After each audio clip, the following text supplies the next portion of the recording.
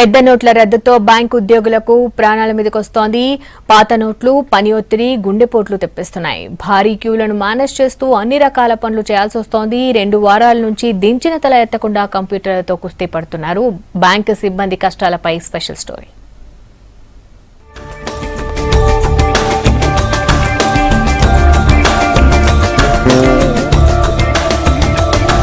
రెండు వారాలు 2 రోజులు సెలవు, వారాంతంలోనూ విధులు, రెగ్యులర్ కంటే ఎక్కువ పని గంటలు. నోట్ల రద్దు ఎఫెక్ట్ జనాలతో పాటు బ్యాంకుల సిబ్బందిపై తీవ్రంగా పడింది. ఏ బ్యాంకు ముందు చూసినా భారీ క్యూ లైన్లు. ఓవైపు పని చేసుకుంటూనే వచ్చిన వారందరినీ మేనేజ్ చేయాలి. డబ్బుల్లేక, వచ్చిన కొత్త నోట్లు సరిపోక, చిల్లర ఇవ్వలేక ఇన్ని సమస్యల మధ్య పనులు చేస్తున్నారు ఉద్యోగులు.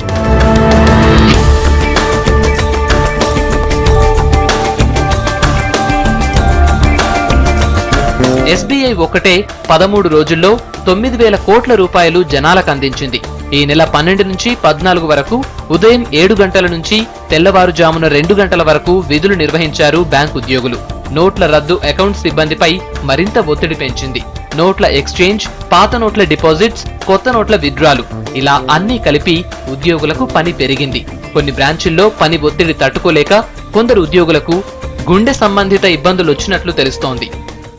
మొదట్లో దీన్ని ఎక్స్చేంజ్ని 2,500 రూపాయలు రోజుకు చేయాలని చెప్పి తర్వాత 4,000 వరకు, మళ్ళీ తర్వాత 4,500కు, ఇప్పుడు మళ్ళీ 2,000 రూపాయల వరకు రోజుకు ఎక్స్చేంజ్ చేయొచ్చు అని చెప్పి గవర్నమెంట్ ఎప్పటికప్పుడు డైరెక్షన్స్ ఇవ్వడం అనేటువంటి జరుగుతోంది.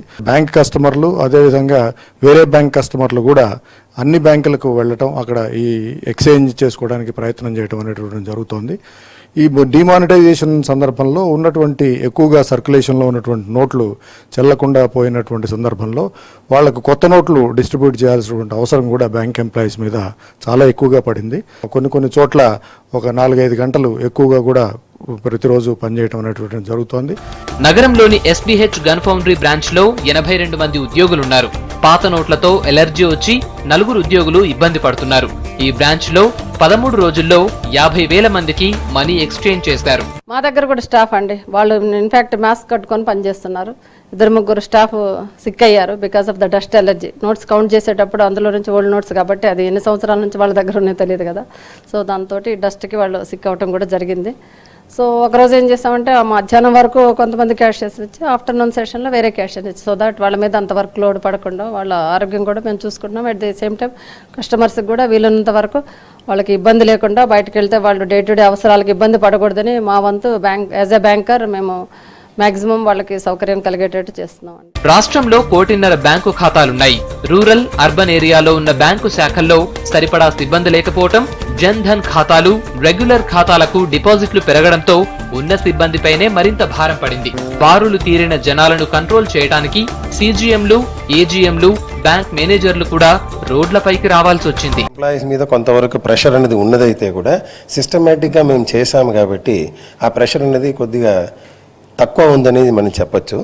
ఇంకా ఒకటి, పబ్లిక్ కూడా ఎక్కువ ప్యానిక్కి కాకుండా, ట్రబుల్ అనేది ఏమి ఇవ్వకుండా మనం క్యూ సిస్టమ్ అనేది చాలా చక్కగా ఇక్కడ ఫామ్ చేశారని మనం చెప్పాలి.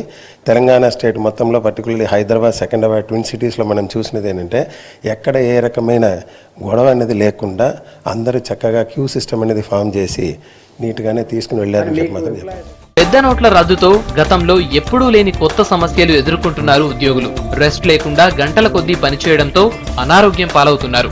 అయినా విసుగు లేకుండా పనిచేస్తూ జనాల ఇబ్బందుల్ని కొంతైనా తీరుస్తున్నారు.